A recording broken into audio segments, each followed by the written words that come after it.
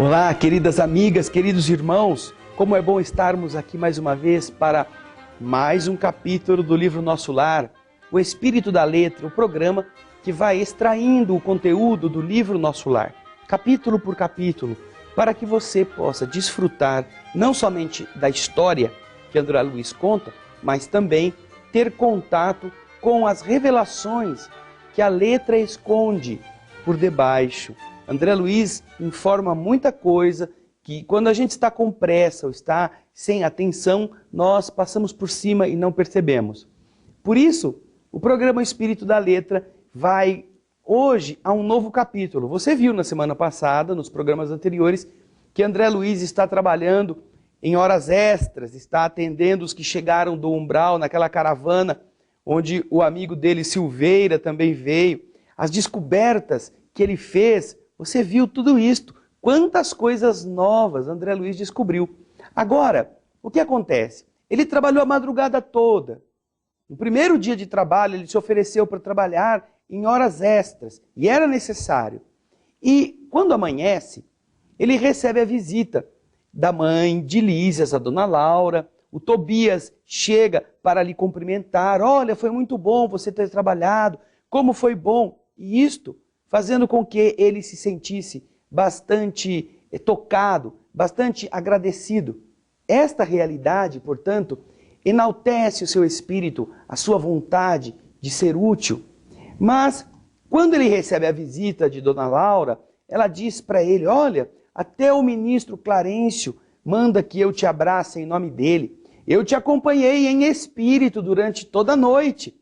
E quando você lê o início deste capítulo, você vê como os espíritos estão pendentes dessas realidades do bem. Quando um novato começa a se empenhar no benefício de si mesmo através do trabalho. Mas o que acontece? Acontece que André Luiz está chegando ao final dessa jornada extraordinária. Tobias recomendará, inclusive, que lhe sejam computados os bônus hora em dobro por aquele tempo que ele trabalhou. Ele terá a remuneração, vamos dizer assim, a compensação do trabalho dobrado. Só que a dona Laura, ao chegar ali, diz, agora André, você também pode descansar, você também pode voltar para casa, nós temos lá o seu quarto esperando por você. Mas Tobias, que era o responsável, o enfermeiro responsável, ele disponibiliza para o André, olha André, apesar de você poder ir para a casa da dona Laura, nós temos aqui um aposento que, se você desejar, aqui mesmo do lado das câmaras de retificação, você poderá descansar. André Luiz então agradece a dona Laura e ele prefere ficar ali. Apesar do convite, e agora você pode acompanhar no texto, apesar do convite amável da genitora de Lísias para que voltasse à casa para descansar, Tobias colocou à minha disposição um apartamento de repouso ao lado das câmaras de retificação e aconselhou-me algum descanso. De fato, diz André, eu sentia grande necessidade de sono. Narcisa, aquela enfermeira velhinha, não é? Preparou-me o leito com desvelos de irmã. Recolhido ao quarto confortável e espaçoso, orei ao Senhor da vida, agradecendo-lhe a bênção de ter sido útil. A proveitosa fadiga, aquele cansaço que foi bom ele sentir, não é? Coisa que nós nos esquecemos muitas vezes. O trabalho que causa o cansaço, que leva ao descanso e que é útil, este enriquece o nosso ser. E esta proveitosa fadiga daqueles que cumprem o dever não me deu, diz o André, oportunidade a qualquer estado de vigília desagradável. Não fiquei rolando na cama como quem não consegue dormir. Deitei e daí a instantes, sensações de leveza invadiram-me a alma inteirinha. E tive a impressão de ser arrebatado em pequenino barco, de ter sido tomado por um barco pequenino rumando para regiões desconhecidas. Para onde me dirigia? Impossível responder. Então, espera um pouquinho aí. Olha só. André Luiz trabalhou a noite inteira. Quando chegou na hora de descansar, ele estava com um pouco de sono. Ele, que já era um espírito, foi para um aposento e ali colocou-se em repouso. E então o espírito dormiu. E ele saiu do corpo. Ele se sentiu tomado por alguém que dirigia uma embarcação, e esta embarcação o levava, conduzindo-o a um lugar que ele não conhecia. Ele tinha um corpo ali, nas câmaras de retificação, naquele local ao lado onde ele estava dormindo. Só que alguma coisa dele também saiu em direção a um lugar desconhecido, como ele vai dizer aí. Para onde eu me dirigia, não sabia responder. Ao meu lado, um homem silencioso sustinha o leme do barquinho. E qual criança que não pode enumerar nem definir as belezas do caminho, deixava-me conduzir sem exclamações de qualquer natureza, apesar de estar extasiado com as sublimidades da paisagem. Parecia-me que a embarcação seguia rápida, não obstante os movimentos de ascensão. Ela ia subindo. Decorridos alguns minutos, vi-me à frente de um ponto magnífico, onde alguém me chamou com um carinho especial. Alguém. Quem será? Quem será que estava esperando por André? Ele ouviu uma voz. Então, espere um pouquinho.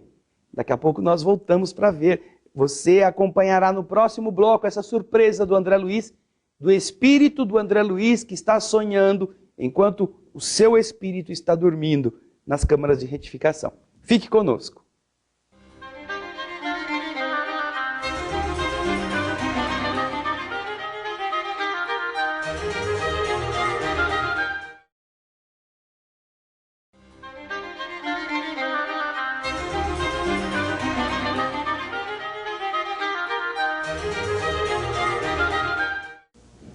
Estamos de volta com o programa O Espírito da Letra. Olha aqui, ó, analisando a obra de André Luiz, neste caso, o livro Nosso Lar.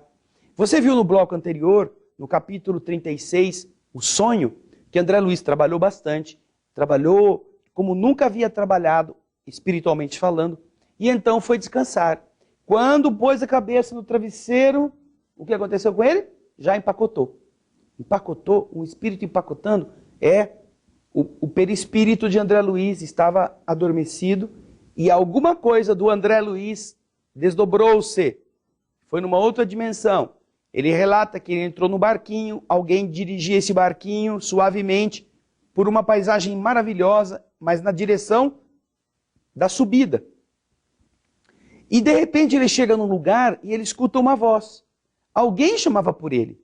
Ele ficou surpreso e ele ouviu aquela voz carinhosa: André, André!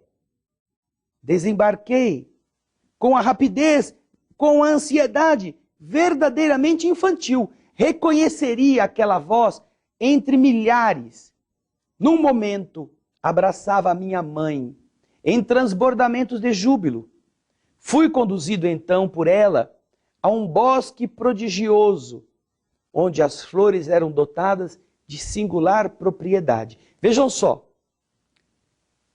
você está vendo que nos planos superiores existe a natureza, existem plantas, existem a água, as características próprias que nós encontramos também nos reinos inferiores, mas muito mais depurada, muito mais trabalhada, muito mais bela. E André Luiz nos está revelando aqui que ali no lugar onde a mãe estava, e ela estava num nível vibratório superior ao nosso lar, as flores tinham uma qualidade que era a de reter, de guardar a luminosidade. E ao apagar-se a luz do dia, elas continuavam revelando a festa permanente do perfume e da cor. André continua dizendo, olha, tapetes dourados e luminosos estendiam-se dessa maneira, debaixo das grandes árvores que sussurravam ao vento. Minhas impressões de felicidade e paz eram inexcedíveis. Nada excedia de tão feliz que eu fiquei.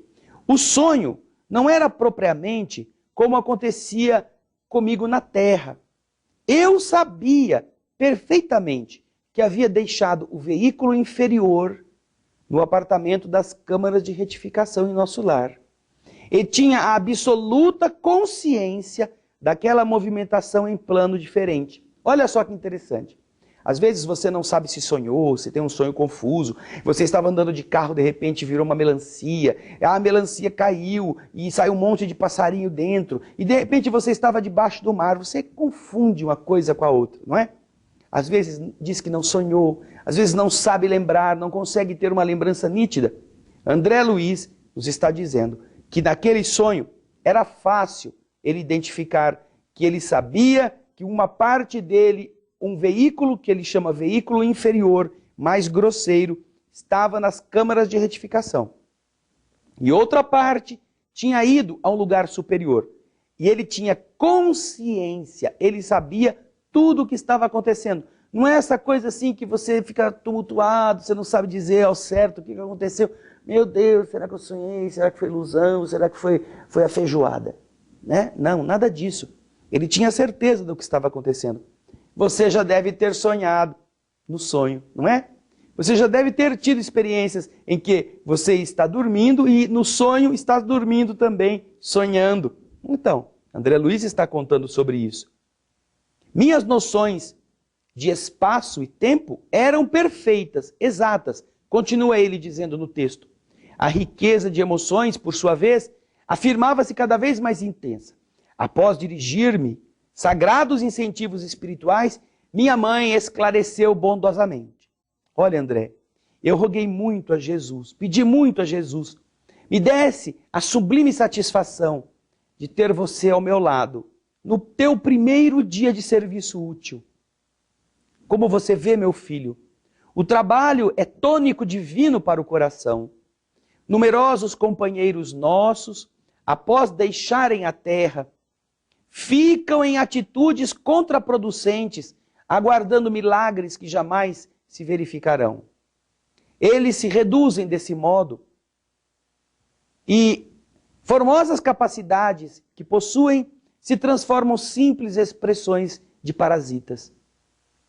Alguns se dizem desencorajados pela solidão, outros, como acontecia na terra, declaram-se em desacordo com o meio a que foram chamados para servir ao Senhor.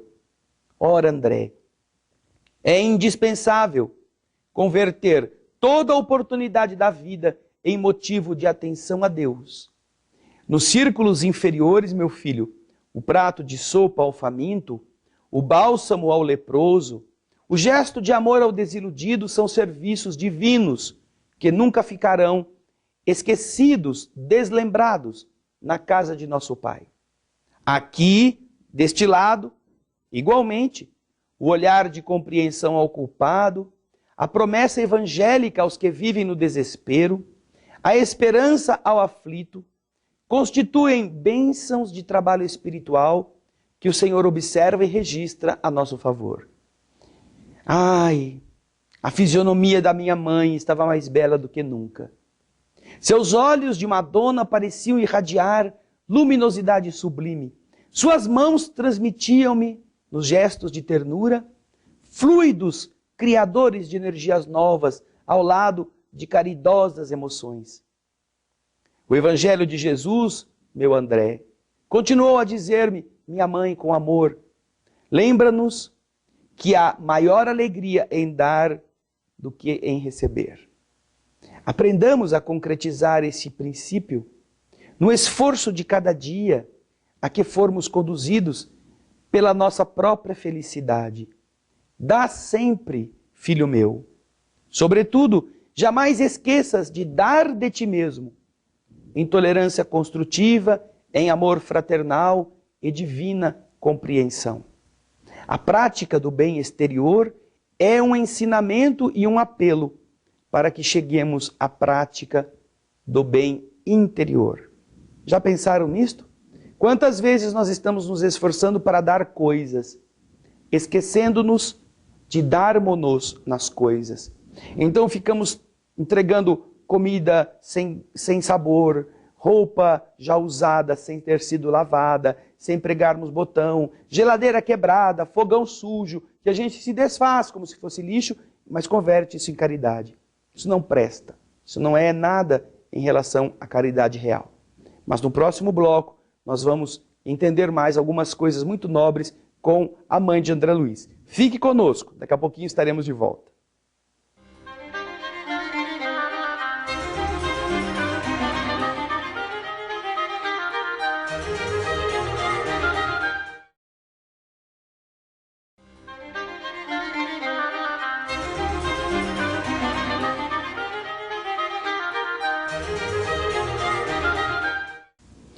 Estamos de volta com o programa O Espírito da Letra, analisando a obra Nosso Lar, a obra de André Luiz, que nos traz muitas revelações, como é o caso do capítulo 36, o sonho. André Luiz está sonhando no plano espiritual. Depois de trabalhar, foi levado a uma dimensão superior onde encontrou sua mãe. E agora prestem atenção nos ensinamentos que esta senhora luminosa está dando àquele que foi seu filho na terra. Jesus, diz a mãe de André Luiz, deu mais de si para o engrandecimento dos homens que todos os milionários da terra reunidos no serviço, apesar de sublime, da caridade material. Bilionários dão dinheiro, Jesus deu de si mesmo. Não te envergonhes, André, de amparar os chaguentos e esclarecer os loucos que entrem nas câmaras de retificação, onde identifiquei espiritualmente os teus serviços a noite passada. Trabalha, meu filho, fazendo o bem. Em todas as nossas colônias espirituais, como nas esferas do globo, vivem almas inquietas. Olha só, isso é para você, isso é para mim. Em toda parte tem gente necessitada, tem gente sofrida, tem gente inquieta, tem gente buscando encontrar algo de bom, ansiosas de novidades e distrações. Sempre que você possa, porém, esquece a distração e procure o serviço útil. Assim como eu, indigente como sou, posso ver em espírito teus esforços em nosso lar e seguir as mágoas de teu pai nas zonas umbralinas. Deus também nos vê.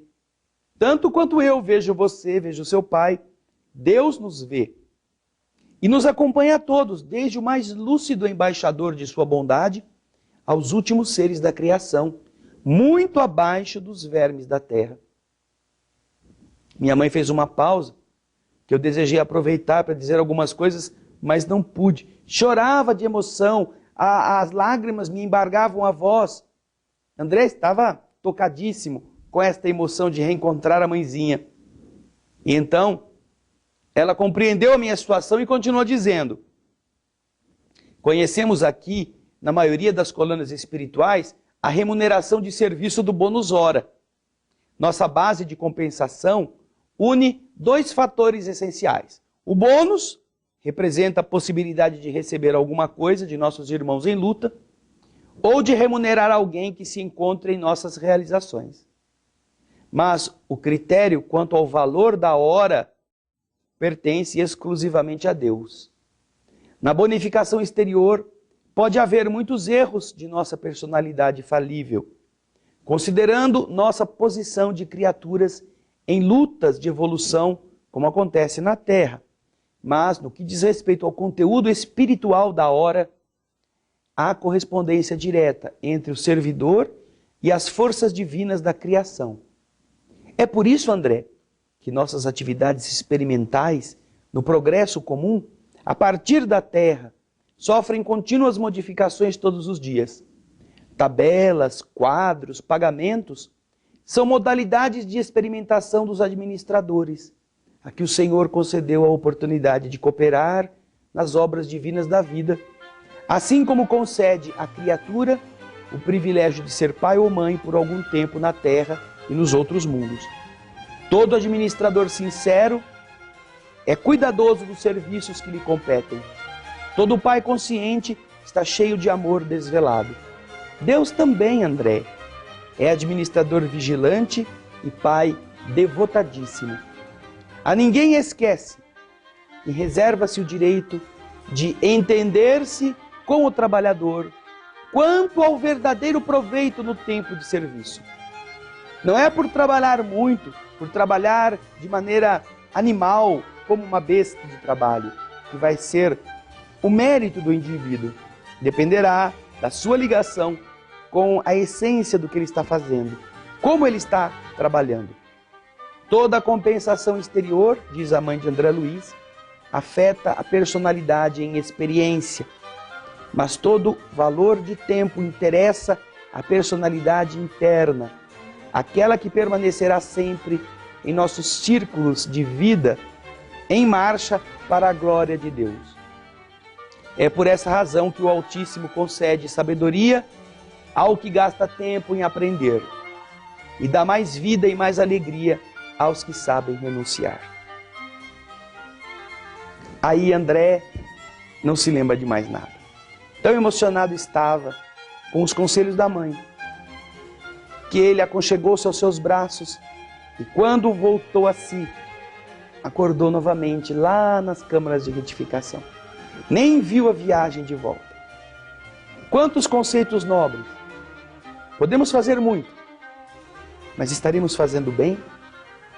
Podemos dar 2000 pratos de sopa, mas sabemos dar um pedaço de pão com amor?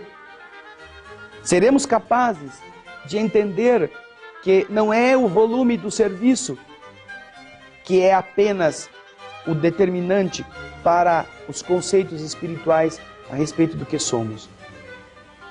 O determinante mais importante é a qualidade do que estamos fazendo. Não é quanto damos, é como nos damos. Revelações tão importantes que afetam nossa vida, nosso trabalho no bem. Pense nisto. O capítulo termina aqui. Semana que vem vamos estar novamente esperando você em mais um capítulo do programa O Espírito da Letra, analisando a obra de André Luiz. Muita paz.